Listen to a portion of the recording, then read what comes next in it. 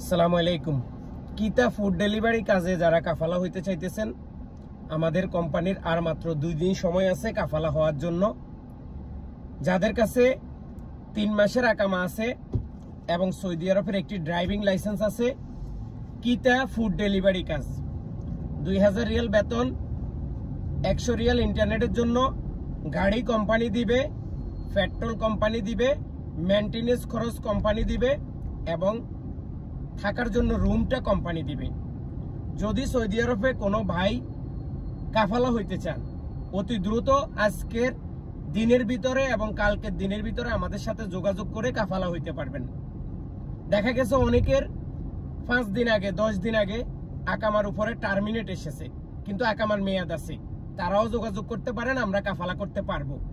আবার অনেকের কফিল অথবা মালিক অথবা কোম্পানি খরচ নেয়ে লাগাই দিছে, খরচ নেয়ে দেওয়ার পরে সময় আপনার কাছে হয়তো 1 মাস আছে বা 1 মাস 15 দিন আছে, yani খরচ নেয়ে দিছে আপনাকে 10 দিন হয়েছে 15 দিন হয়েছে।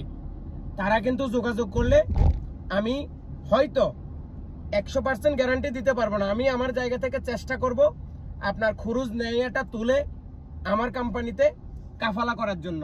কিন্তু মনে রাখতে হবে আপনার কাছে বাধ্যতামূলক সৌদি আরবের ড্রাইভিং লাইসেন্স থাকতে হবে। যদি ড্রাইভিং লাইসেন্স না থাকে তাহলে আপনি এই কাজের জন্য পারফেক্ট না, আপনি এই কাজের জন্য দয়া করে আবেদন করবেন না। যদিও আপনি আবেদন করেন কোনো লাভ হবে না, কারণ আমার এখানে কাফালা হওয়ার জন্য সর্বপ্রথম যেটা শর্ত সেটা হচ্ছে কি, আপনার একটি বৈধ সৌদি আরবের ড্রাইভিং লাইসেন্স থাকতে হবে। এই ড্রাইভিং লাইসেন্স থাকলে আপনারা আমাদের সাথে কাফালা হয়ে কাজ করতে পারবেন। টার্গেট দৈনিক 15টা, মাসে 450। যদি আপনার কফিল টার্মিনেট করছে 1 সপ্তাহ 15 দিন হয়েছে, যোগাযোগ করুন।